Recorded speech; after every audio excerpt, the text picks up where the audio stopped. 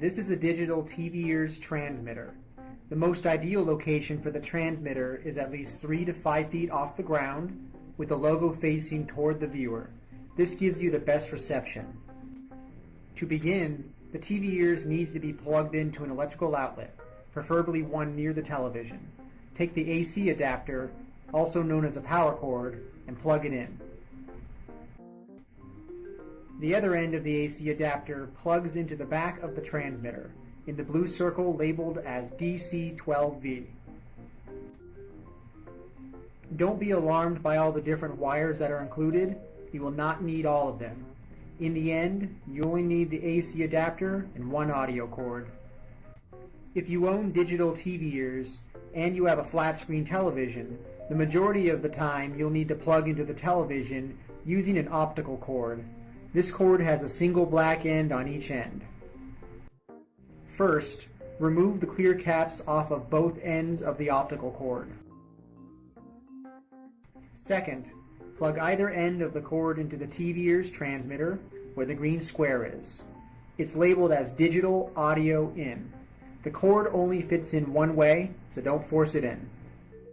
The other end of the audio cord plugs into the back of the television. The port is labeled either as digital audio out, optical audio out, or rarely it might be called SPDIF. Just like before, it only fits in one way. Once the optical cord is connected, then you will not need any of the other wires. If the television does not have this port, or if it's circular in shape instead of square, try plugging into your cable box or satellite box instead, if you have one. If you still can't find an optical port to plug into, or if something else is already plugged into it, you may try plugging in with a different audio cord. Try the RCA cord first. The double end, which is red and black, needs to plug into the back of the television. You need to look for a pair of colored ports, one red and one white, directly next to each other. There may be more than one pair, but it must specifically be labeled as audio out. If it's only labeled as audio or audio in, it will not work. Once you've located the ports, plug the red into red and black into white.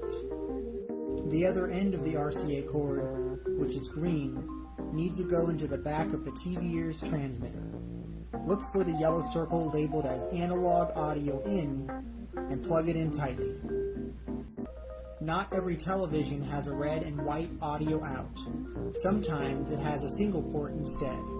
If you see a single port that says audio out, or if you see a headphone icon on the port, you'll need to use the 3.5mm cord instead. One end goes into the single port on the television. You'll need to push it in tightly.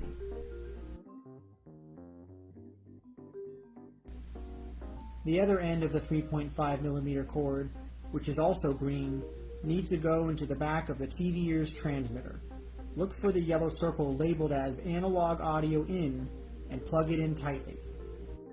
Note, if the port is a headphone jack, which shows a headphone icon, the television sound will mute. You will only be able to listen to sound through the TV Ears headset. If you can't reach the back of your television, if you're unable to locate the appropriate spot to plug into, or if you don't want your television to mute by plugging into a headphone jack, you may also plug the TV Ears into your cable box or satellite box if you have one. Finally, if none of the audio cords included are an option, you may need a different cord entirely.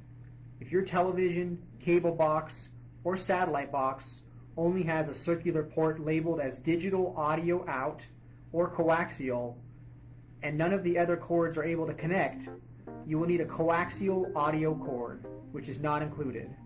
It may be purchased from most electronic stores.